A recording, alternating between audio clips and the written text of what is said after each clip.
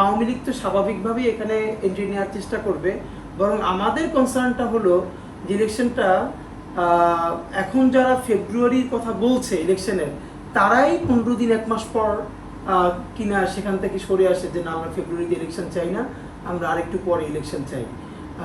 এই মানসিক চাপ থেকে এখন আমরা ইতিমধ্যে এটুকুন শুনতে পাচ্ছি বিভিন্ন জায়গা থেকে যে আওয়ামী লীগকে ব্যাক করানোর জন্য অফকোর্স রাষ্ট্রের একটা পার্ট তো আছেই এক পায়ে দাঁড়িয়ে, ইভেন কোনো পলিটিক্যাল পার্টিও হয়তো তার নিজের সুবিধার জন্য গণ অভ্যুত্থানকে বলে দেওয়ার চিন্তা করছে, এবং তারাও হয়তো এম্বাসিতে গিয়ে বলবে যে আওয়ামী লীগ ছাড়া ইনক্লুসিভ ইলেকশন হবে না।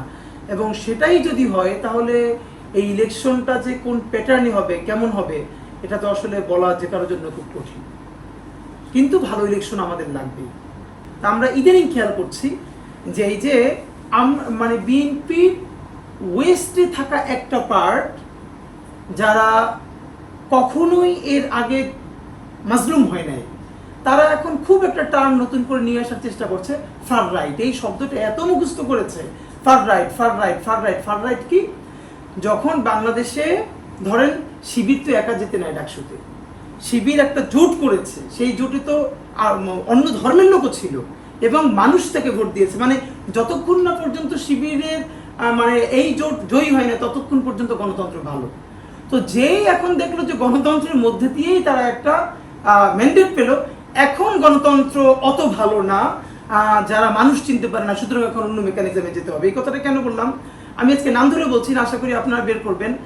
বিএনপির এক ঘরানার বুদ্ধিজীবী অথবা কিছু রাজনীতিবিদদের সন্তান যারা বিদেশে থাকেন, পুরো সময়টা ধরে অস্ট্রেলিয়াতে থেকেছেন, তাদের ফেসবুকের আইডিটা পর্যন্ত পাবলিকে ছিল না, লক করা ছিল।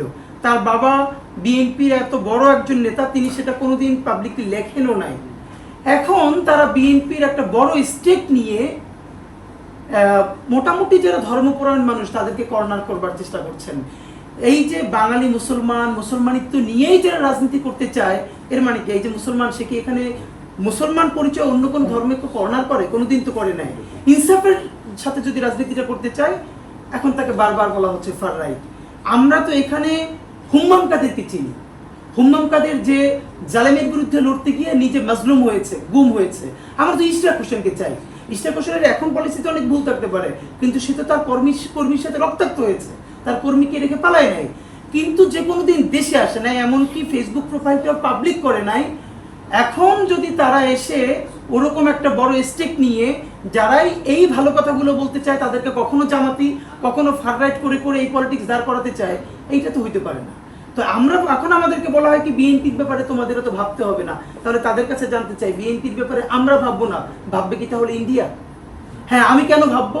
আমার মতো লক্ষ লক্ষ মানুষ বিএনপি নিয়ে কেন ভাববে? কারণ আমার পরিবারে এমন নারী আছে সারা জীবনে বোরকা পরেও পুরুষের সামনে যায় নাই।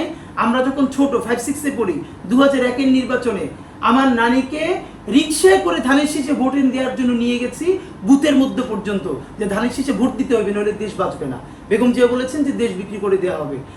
আমার নানি, আমার পরিবার এরকম অনেক সারা জীবনে বাসা থেকে বের হয় নাই, তো তাদেরকে আমরা রিক্সায় করে নিয়ে গেছি কেন? তখন তো আমরা ছোট।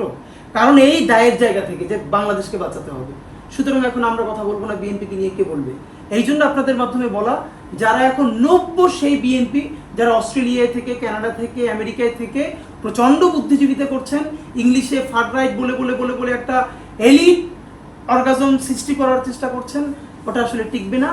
যদি ওইটাই বিএনপি টিকে যায়, তাহলে এখানকার শহীদ জিয়াপন্থী আর একটা রাজনীতি কেউ তৈরি করবে, এটা আপনাকে বলি। মানে বিএনপি যদি সিদ্ধান্ত নেয় সে আওয়ামী লীগের রাজনীতি করবে, তাহলে এখানে লক্ষ লক্ষ তরুণ নতুন করে শহীদ জিয়া এবং বেগম জিয়ার রাজনীতি করবে।